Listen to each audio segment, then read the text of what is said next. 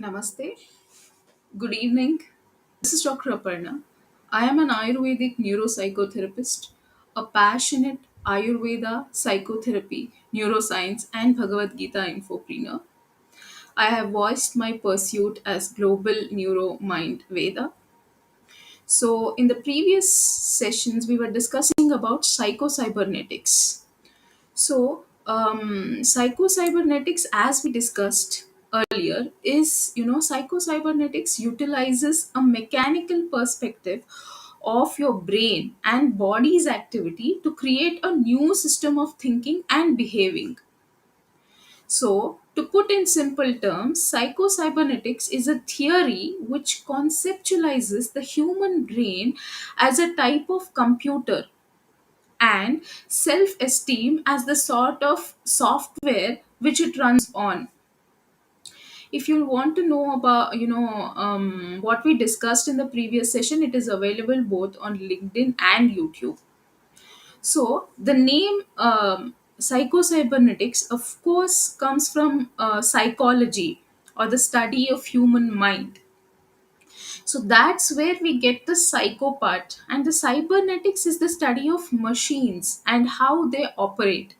So, in short, psycho-cybernetics is the study of how the mind runs like a machine.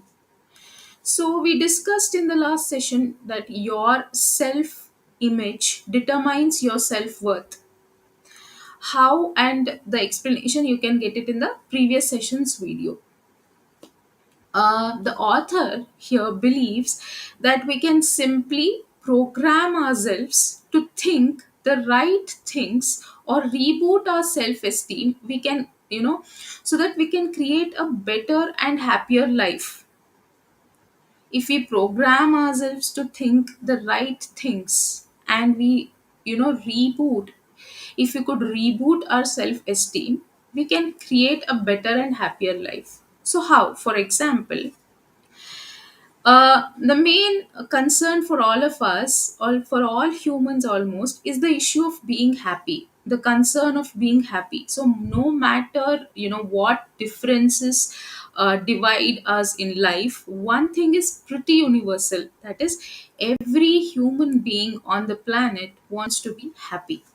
So, but much like we misconceptualize our self image, we also draw inaccurate, conclusions about happiness. In fact, most people tend to embrace one or two key fallacies.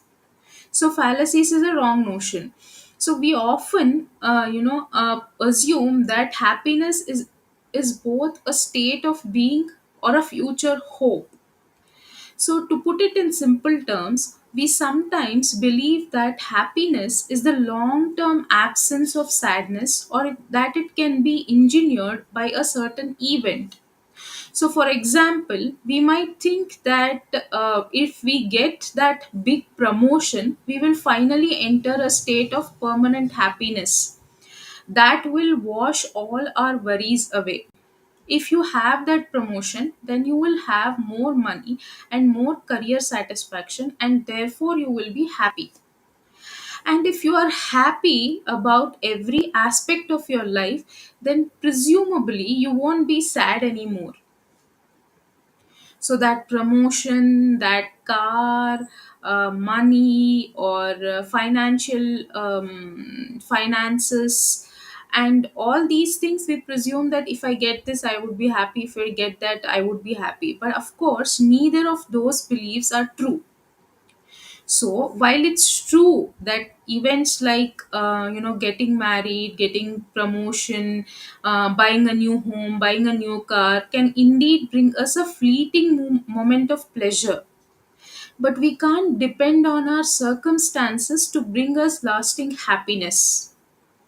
So that's because they simply cannot do it. The it circumstances are nothing but temporary cycles of pleasure and pain. We will have both pleasure and pain. So if we try to rely on the circumstances for emotional stability, we will simply find ourselves caught in a pointless loop. So chasing one experience after the other, hoping it will fill the void in our hearts.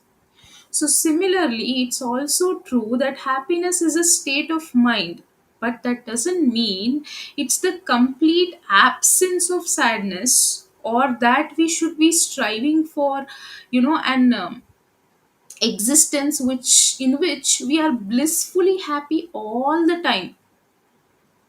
Happiness does not ensure it is the state of mind, but it will not be a complete absence of sadness, a complete absence of challenges. We will have everything. So we cannot wish that wish an existence in we which we are living blissfully happy all the time. You'll have everything. So it is not going to happen anytime. So even when you're in your happy state, you might have sad news. You might have maybe you might also have challenges. You might also have breakdowns. So in fact, that's totally unrealistic to think that we will be blissfully happy ever after. So it cannot happen. So what happens is we cannot control our circumstances. So, but what we can control is actually how we respond to them. And choosing happiness is the most important thing we can ever do. If we choose to look for the best in every situation, to be content with what we have, and to embrace joy, we can improve our quality of life. This also says that we should also have an attitude of gratitude for what we have also. And also we can always strive to improve our quality of life. So that is always going to be there. The next thing is, the next chapter, what he talks about, what the author talks about, is the key to success. So what's the key to success? Everybody is intrigued by that question, at one point or the other. Whether we seek to be successful on a test, in a relationship, in our careers, we all want to know the secret to success. In If I have to put it very precisely, the secret to instant success, like 2 minute Maggie. So we often assume that some people know this secret and others don't. In the same way that we assume that some people are more talented, more fortunate, more likely to get what they want. So here, but the author thinks a bit different. So the author invites us to remember that success is not an arbitrary magic force that visits some people, but it does not visit some others. So success is a source of potential that lives within all of us. So we just have to know how to access it. You have to access your success from within your potential. So author has developed an acronym to help all of us to discover the universal keys to success. So, success. So, the first S here in success stands for the sense of direction.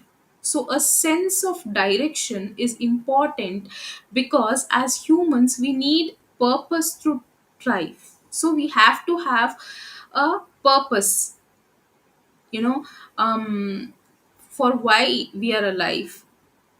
So, S stands for sense of direction, the higher purpose. Without a goal to pursue, we will flounder through the feeling lost and meaningless. So the first step is to seek the sense of direction and allow this purpose to guide your life. Next, S, after S, U. In success, it is you. So, U is understanding. So, understanding is crucial to succeeding as a human being because without it, you cannot hope to make connections with others. So, understanding enables you to empathize with someone else and see their point of view. So, which will help you become a better communicator, to become a better partner, become an better employee, better employer, better friend, better relative. So, understanding can also provide you with personal clarity and peace of mind. So, that's because misunderstandings are often at the root of our stress and anxiety. So what happens is here, the author, you can take the understanding as emotional intelligence as well, you know, regulating your emotions, being aware about others emotions, empathizing, social awareness, all these comes under, emotional intelligence. So understanding is equal to emotional intelligence. Next C is C. In success, after yes, you, it is C. C stands for courage. So if you want to succeed in any area of your life, you need to, you need courage to make bold decisions and try new things. To decide, you have to have courage. The second C is charity. So the author says that we have to be charitable towards, our fellow human beings. So charity doesn't always, mean giving financially. You can be charitable in your assessments by others by being kind or giving them the benefit of doubt. So you can also volunteer your time or perform acts of service that will bring joy to others. Charity does not mean it is always giving financially. So it is just the acts of service you perform to bring joy, to others, to bring, smile on, others' face. Next is E is esteem.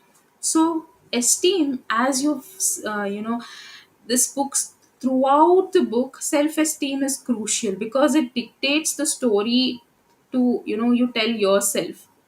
So you pay attention to your self esteem and concentrate on developing a narrative that tells yourself, I can do it.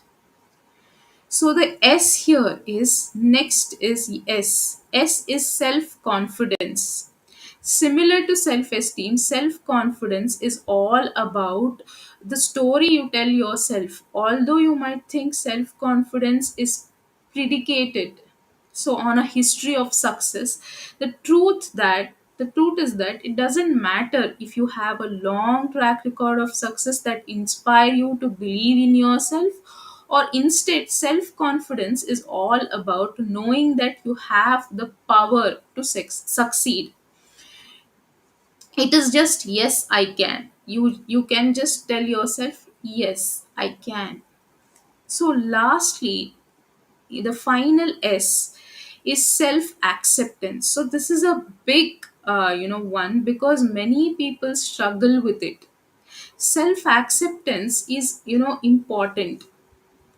Self acceptance is very important because it enables you to find peace through relinquishing pressure. You have many sorts of pressure, and you sometimes we run a lot of races for the, it may be for, achieving our career goals, our life goals, personal professional goals. So if you have self acceptance, so it becomes a bit easier to take that, pressure. You will have peace, and you will let go of the pressure to be perfect and accept yourself for who you are. So instead of being, giving importance to perfection, you should give importance to progress. So recognize that everyone has, flaws, and it's okay if you do too. So if you can implement these 7 practices, I'm going to repeat all of them. So S here stands for, sense of direction. U is understanding. C is courage. The second C is charity. E is esteem. S is self confidence, and finally, the final S is self acceptance.